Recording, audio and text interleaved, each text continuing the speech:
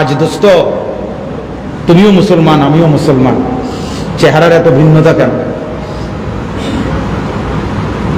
চুলের মধ্যে এত ভিন্নতা কেন? যুবক, কি তুমি বোকা না আমি বোকা? না তুমি চালাক না আমি চালাক? কি ভাবছো সবাই? নিজেদেরকে কি মনে করলাম? বুদ্ধিমান? হ্যাঁ, দুশ্মনের অনুকরণ করলে বুদ্ধিমান হয়? বেঈমানের অনুসরণ করলে বুদ্ধিমান হয়?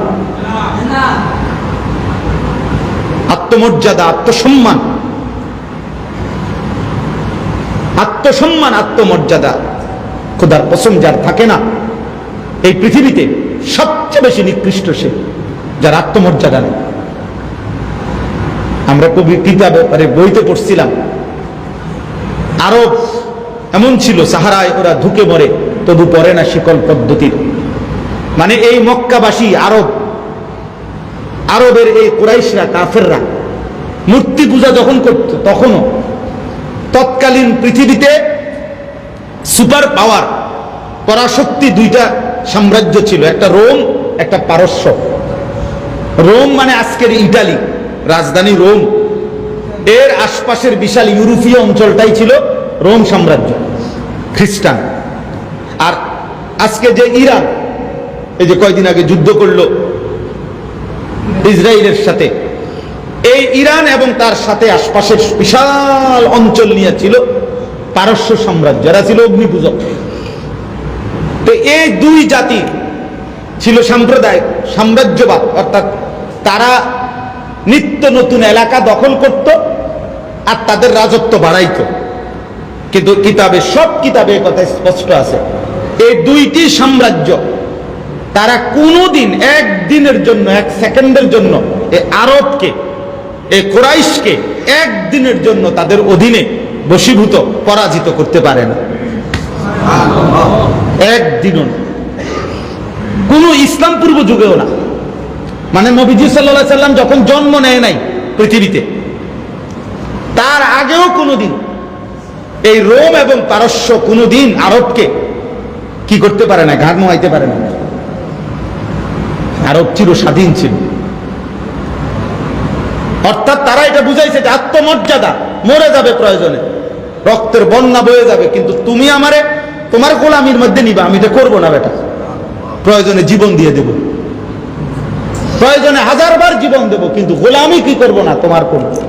মুসলমান তো এমন হওয়ার কথা ছিল, এমন হওয়ার কথা ছিল দোস্ত।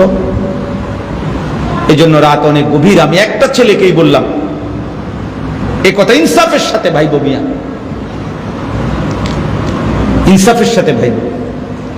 হাদিসের মধ্যে আছে, কিতাবে তারিখে, নবীজি সাল্লাল্লাহু আলাইহি সাল্লামের একজন সাহাবী হযরত রিবিঈ ইবনে আমির, রিবিঈ ওনার নাম, খাটো সাহাবী ছিলেন। পারস্যের যুদ্ধে উনি গেছেন, তো উনার শরীরের চাইতে উনার তরবারি লম্বা ছিল। তো উনি যখন পারস্যের সেনাপতি রুস্তম তার দরবারে গেছেন প্রথম ইসলামের দাওয়াত নিয়ে, তখন তার রাজ দরবারে ঢুকবার সামনে যে দারোয়ান, এই দারোয়ান তাকে জিজ্ঞাসা করছে, তুমি মুসলমানদের প্রতিনিধি, দূত? বলছে হ্যাঁ। বলছে তো তোমরা কি লেগে আসছো? বলছে যুদ্ধ করতে। তুমি যুদ্ধ করবা? বেটা যুদ্ধ করে আকল আসেনি তো, বেটা কি যুদ্ধ করবা?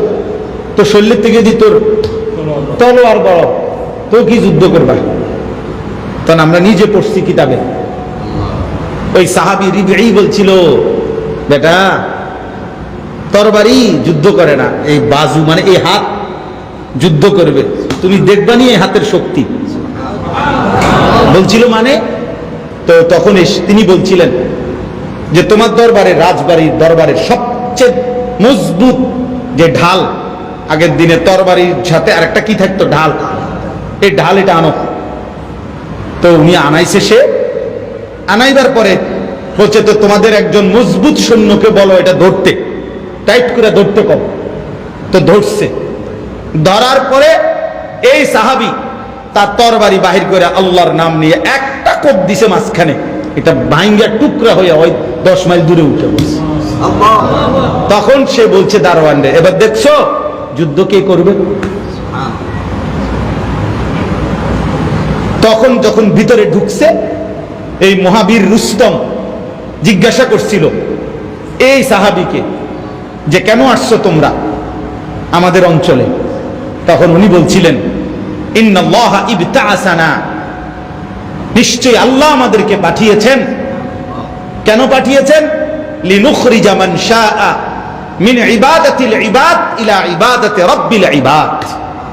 আমরা এসেছি আল্লাহর ইচ্ছায় মানুষকে মানুষের গোলামি থেকে মুক্ত করে মানুষের মালিক যিনি রব আল্লাহ তার গোলামির দিকে ফিরাইয়া দিতে।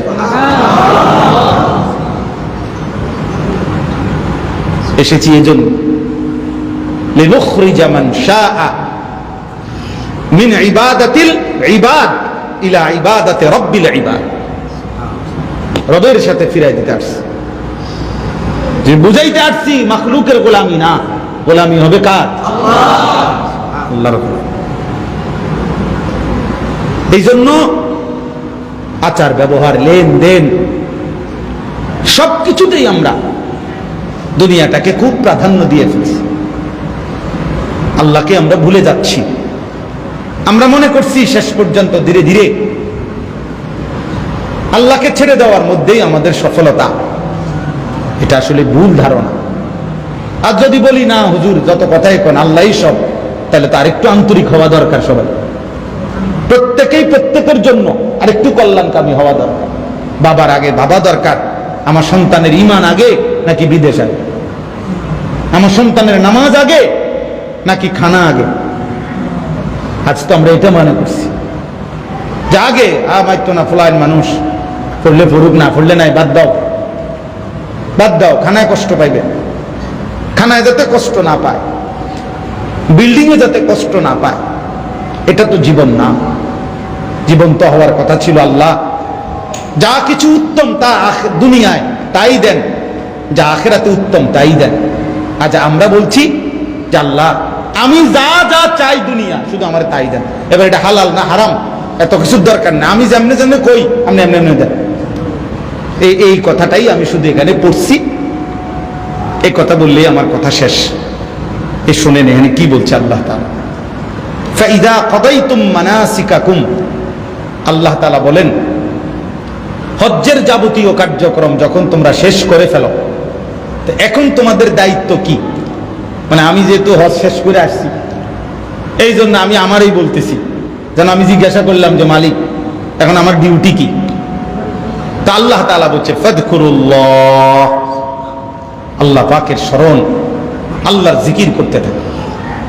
অর্থাৎ হজ করো, শেষ করেছ, আল্লাহকে নিয়েই থাকো, আল্লাহকে নিয়েই থাকো, আল্লাহকে নিয়েই থাকো।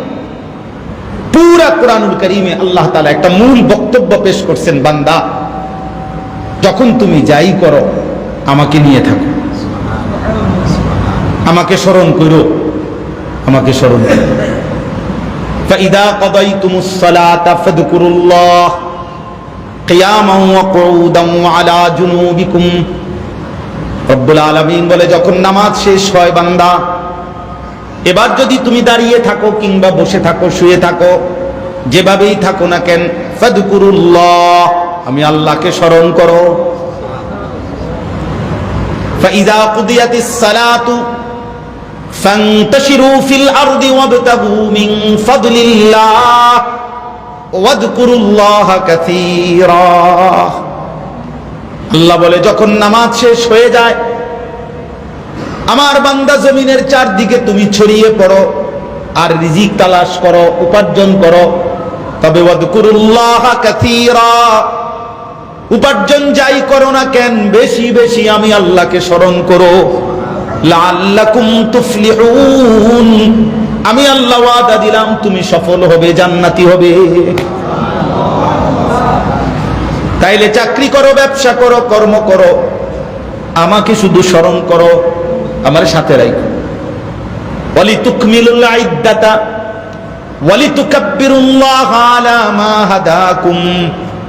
আল্লাহ বলে গুনে গুনে রমজান মাসের সবটা রোজা আদায় করো, রমজান যখন শেষ হয়, এবার আমি আল্লাহর তাকবীর, আমার নাম উচ্চ আওয়াজে বুলন্দ করো। এই জন্য ঈদের দিন আমরা কি পড়ি? আল্লাহু আকবার, আল্লাহু আকবার, লা ইলাহা ইল্লাল্লাহু, আল্লাহু আকবার, আল্লাহু আকবার, ওয়ালিল্লাহিল হামদ। এটা আল্লাহ বলছে, আমার নাম বড় করো, ওয়ালিতুকাব্বিরুল্লাহ, আমার নাম বড় করো, ওয়াযকুরুল্লাহা ফি আইয়ামিন মা'দুদাত,